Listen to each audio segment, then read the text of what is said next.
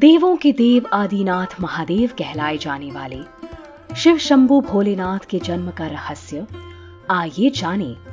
सृष्टि के संहारक भगवान भोलेनाथ के अनेकों नाम हैं, जैसे शिव, शंकर, महाकाल, उमापति आदि। भगवान शिव का एक नाम आदिनाथ भी है, अर्थात जो सबसे प्राचीन है, जो सबसे पुराने हैं। भगवान शिव शंकर की भक्ति तो पूरा संसार ही करता है और हर शिव भक्त ये जाने कि भोलेनाथ के जन्म के पीछे की कहानी क्या है। आज हम आपको बताएंगे भगवान भोलेनाथ के जन्म की पौराणिक कथा तथा ये भी बताएंगे कि कैसे, कब और कहां प्रकट हुए भगवान भोलेनाथ। तो चलिए शुरू करते हैं। मान्यताओं के अनुसार तो भगवान शिव का जन्म हुआ ही नहीं है। शिव जी तो स्वयंभू आदिनाथ हैं, किंतु यदि आप पुराणों में ढूंढेंगे तो भगवान शिव शंकर की उत्पत्ति का वर्णन मिलता है। हिंदू धर्म में कुल 4 वेद और 18 पुराण हैं और इन वेदों पुराणों में देवी देवताओं के जन्म से लेकर उनके अवतार और अन्य ग्रंथों की जानकारी दी गई है। तो अगर शिव के जन्म के बारे में जाना जाए तो विष्णु पुराण के अनुसार ब्रह्मदेव भगवान श्री हरि विष्णु के नाभि से उत्पन्न हुए और भगवान शिव शंकर भगवान विष्णु के मस्तक की तेज से उत्पन्न हुए।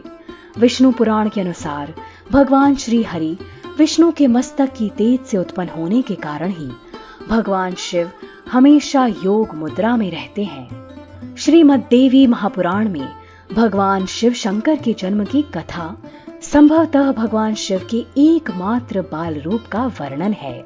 श्रीमद् देवी महापुराण के अनुसार ब्रह्मदेव को सृष्टि की रचना करने के लिए एक बच्चे की आवश्यकता थी और ब्रह्मदेव इसके लिए कठिन तपस्या कर रहे थे।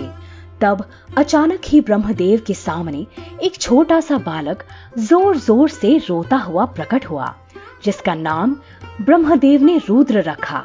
और वो बालक स्वयं भगवान शिव थे, जिनके जरिए सृष्टि की रचना हुई। इसलिए भगवान शिव को रुद्र भी कहा जाता है। वहीं दूसरी ओर शिव पुराण यह कहता है कि एक बार की बात है जब भगवान विष्णु और ब्रह्मा जी के बीच इस बात पर बहस छिड़ गई कि सबसे महान कौन है। इस बात को लेकर जब दोनों बहस कर रहे थे तो एक खंबे के रूप में महादेव उनके बीच आ गए। वो दोनों इस रहस्य को समझ नहीं पाए और तभी अचानक एक आवाज आई जो शिव की आवाज थी, जिन्होंने कहा कि जो भी इस खंबे का छोर ढूंढ लेगा वही सबसे महान कहलाएगा। यह सुनते ही ब्रह्मा जी ने एक पक्षी का रूप लिया और खंबे का ऊपरी हिस्सा ढूंढने निकल गए। वहीं विष्णु जी ने वराह का रूप धारण किया और खंबे का अंत ढूंढने निकल गए। बहुत देर तक और दूर तक खोजने के बाद भी दोनों में से किसी को खंबे का छोर नहीं मिला और दोनों ने हार मान ली।